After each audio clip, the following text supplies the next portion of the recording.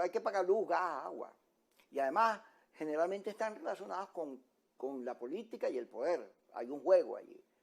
En Venezuela, yo que trabajé con todo el mundo, aun cuando hay esos juegos perversos, hay una cosa maravillosa, que tanto dueños como gremios, sobre todo el gremio, han defendido el derecho de libertad de expresión. Algunos a veces se bajan los niveles y todo porque la presión es mucha. Sí, los gobiernos son muy sensibles. Sí. Pero hace una constante. Los periodistas son apreciados por la gente porque defienden las causas más nobles. Bueno, fíjate tú, a nosotros, yo escuché en una ocasión a varias personas que nos acusaban de ser políticos. Ustedes los periodistas son políticos. Y yo les decía, ¿por qué? Bueno, porque mucha gente se acercaba a nosotros para que el periodista pudiera exponer en su medio donde trabajaba las necesidades o los problemas que tenían ciertas comunidades. Y al tú denunciarlos, inmediatamente entras justamente en lo que es política. Platón decía, que tú lo acabas de mencionar hace poco, tú estudiaste filosofía. No, pero tú estudias políticos. Soy un gran curioso de eso. Que el que no actúe en política corre el riesgo de ser gobernado por los peores. Es decir, tu actividad es hacia la polis, hacia la sociedad, hacia la civilización. Pero ¿qué implica ser político?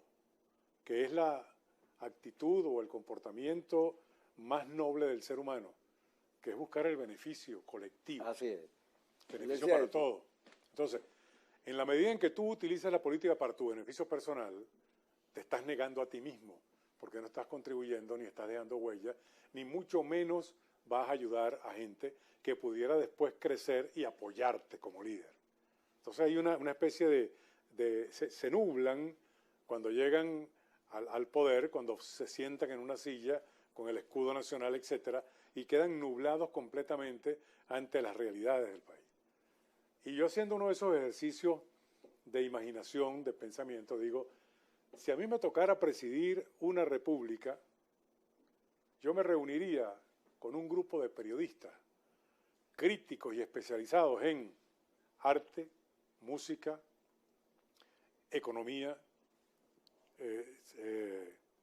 medicina, todo lo que tiene que ver con la actividad de la gente. Y les diría, ustedes van a trabajar para ser críticos, investiguen y me vienen a decir a mí lo que estamos haciendo mal. Con toda libertad y absoluta libertad. Eso nos permitiría sembrar en el pueblo o en la sociedad el comportamiento de un dirigente político que tenga responsabilidades de gobierno. Esa sería una manera que yo buscaría para que enlazando todas las posibilidades de análisis y de estudios profesionales, pudiéramos ofrecer soluciones a los problemas que se presentan. ¿Tú te acuerdas que Carlos Zuble, eso lo decía mucho Pedro León Zapata, que fue un enorme periodista? Gran persona. Una figura importante como muchas otras que vamos a tratar de nombrar rapidito, pero fíjate, Carlos Zuble, había un humorista que hacía chistes y se metía con el gobierno y él lo cita porque se había vuelto muy popular y el hombre va todo asustado y Zuble le dice, miren, no, quédese quieto, que los humoristas, que el pueblo se ría del gobierno, está bien, pero que el gobierno, los gobernantes se rían de la gente, eso sí está mal. Es así. También Vicente González, periodista, iba por una acera caminando y viene un opositor a él y le dice, me aparto de la acera para que pasen los animales. Y Juan Vicente González le dice, caramba, muy agradecido porque usted se ha apartado para que yo pase. ¿Te acuerdas en la historia Carujo y Vargas? Sí, cómo no. Cuando Vargas le dice, el mundo es de los valientes, de los que tienen fuerza, muy parecido a cierto discurso que hay por ahí ahorita. Y él le dice, no, ¿qué va? El mundo es de los que reflexionan. Eso es. Cuando Carujo paró la tropa frente a la Asamblea del Congreso y le quería echar plomo y los diputados saltaron las tapias y se fueron corriendo. Bueno, esa es la historia que mucha gente también olvida, que la gente se va. Hace poco se celebró la batalla de Carabobo Y hay un estudioso de la materia que tiene un trabajo profundo, el doctor Pulido, donde dice que la batalla de Carabobo se dio en la pica de la Mona.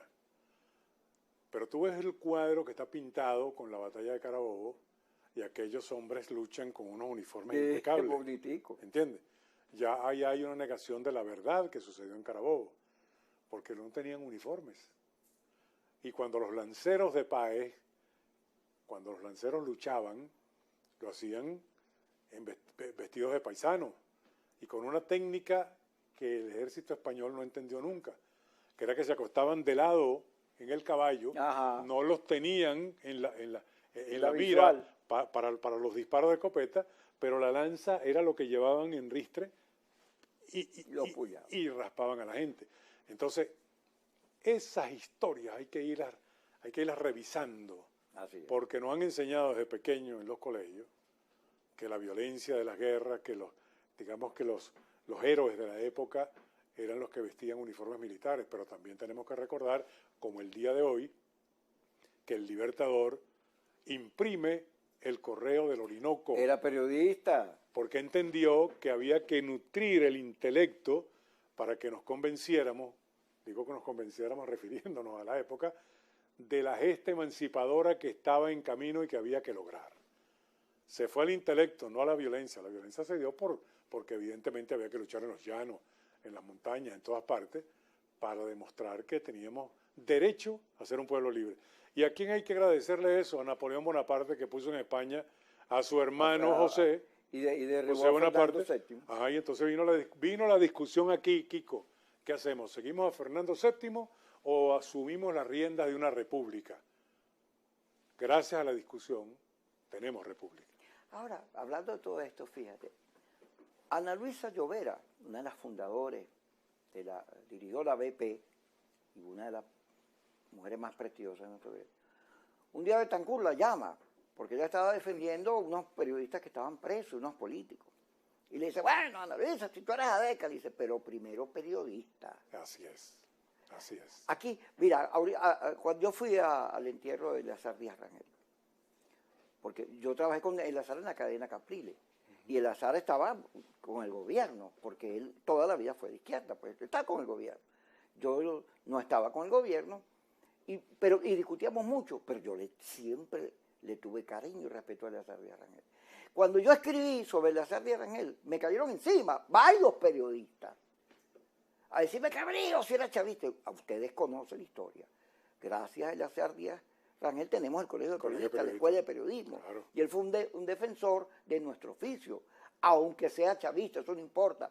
Héctor Mujica, que fue director de la escuela. Primer presidente del colegio. Primer presidente del colegio. Correcto. Era comunista, pero era un hombre que defendía la libertad de expresión y la búsqueda de la verdad. Y la discusión. Omar Pérez. Bueno. Gilberto Alcalá. Bueno, García Ponce, desde la cárcel solicita que este día sea considerado el Día del Periodista. Porque antes era el Día de la Gaceta de Caracas, era realista. 24 de octubre, creo. Así es. Vamos a ir al corte. Ya continuamos aquí hablando del periodismo. Un día para nosotros.